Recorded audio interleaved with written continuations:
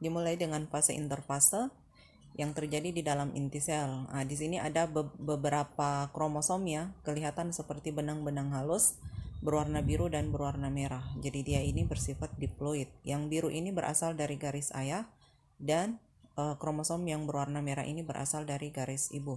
Nah, kemudian kromosom-kromosom ini nantinya setelah melewati fase interfase dia akan melakukan penggandaan atau replikasi. Demikian juga dengan DNA yang ada di dalam kromosom ini akan melakukan replikasi. Nah, selanjutnya di sini kelihatan kromosomnya memendek dan menebal ya. Jadi pada tahap interfase ini terjadi replikasi DNA atau penggandaan DNA yang diikuti dengan penggandaan kromosom. Kemudian masuk ke fase profase. Di awal di sini ada sentrosom yang sentriol ya, yang membelah menjadi dua, kemudian bergerak ke arah kutub yang berlawanan. Nah, ini kelihatan ya DNA kromosom. Kemudian ini adalah kromosom diploid, kromosom homolog.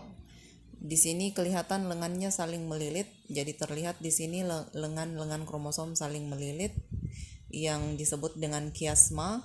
Kemudian kromosom yang saling melilit tadi itu melakukan perpindahan gen atau mengalami perpindahan gen seperti ini ya. Makanya di sini terlihat berwarna biru sepotong dan berwarna merah. Jadi kromosom ini akan dipegang oleh benang spindle. Jadi benang yang keluar ini namanya benang spindle. Nah, di tahap metafase kromosom ini akan berjejer di bidang pembelahan, yaitu pas di tengah. Masih dipegang oleh benang spindle.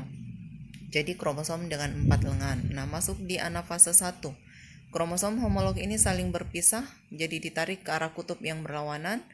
Masing-masing ya, semuanya ditarik ke arah kutub yang berlawanan. Kemudian sampai di kutub tersebut akan terjadi sitokinesis.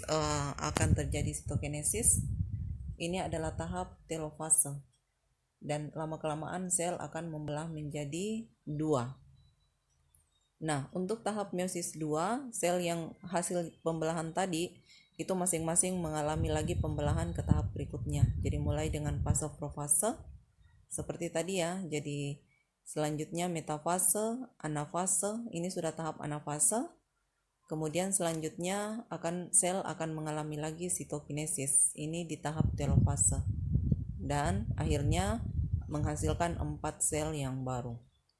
Jadi dari satu sel ini akan menghasilkan 4 sel yang baru.